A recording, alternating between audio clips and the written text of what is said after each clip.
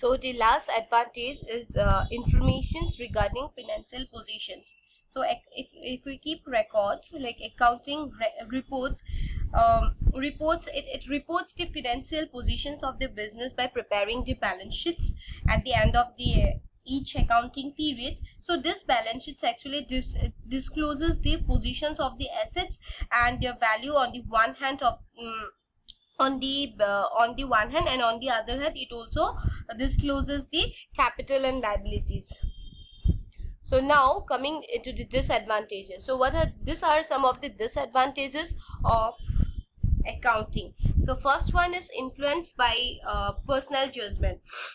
Now see, since accounting is not exactly the science, the person in charge of maintaining the accounts are required to exercise their personal judgment in respect of various items, obviously. So for example, say charging of depreciations, like depreciations may be charged on the original cost or in written down value. But if we take another example, is in regards to the valuations of stocks, closing stock, this stock may be valued at the cost or at the market price, but the different persons are bound to have like different opinions in respect of such matters, and hence it will result in ascertainment of different amount of profit and loss by different persons.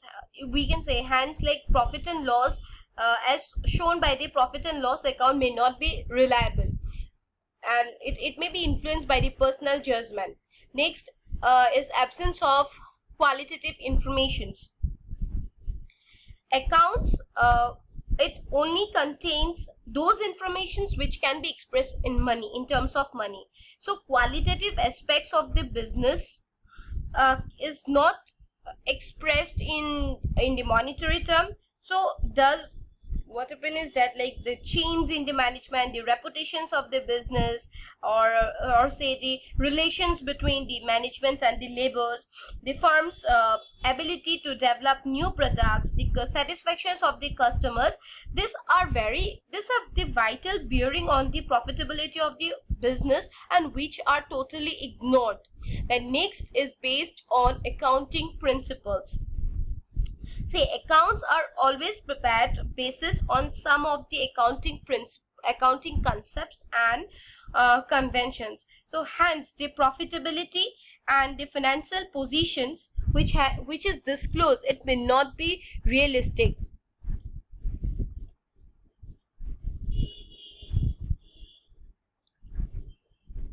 The next is incomplete information. Now accounting statement, it provides only the incomplete informations, because the actual profit and loss of a business can be known only when the business is closed down, which is like whatever thing they are making is incomplete. Then last one is based on historical cost. Now see, the accounts are maintained on the basis of the historical cost. Historical cost, that is the cost on the acquisition. As such, the figures shown in the financial statements do not show the effect of change in the price level, because due to the inflations, the purchasing powers of money decreases. So as a result, what happens is that the value of the assets shown in the balance sheets are not exactly, or are not helpful in estimating the true financial positions of the business. Like it actually, historical cost means it is prepared on the basis of the original cost. So it does not show the accounting is historical in nature, and like it reflects the past positions of the organization. So it is not helpful exactly.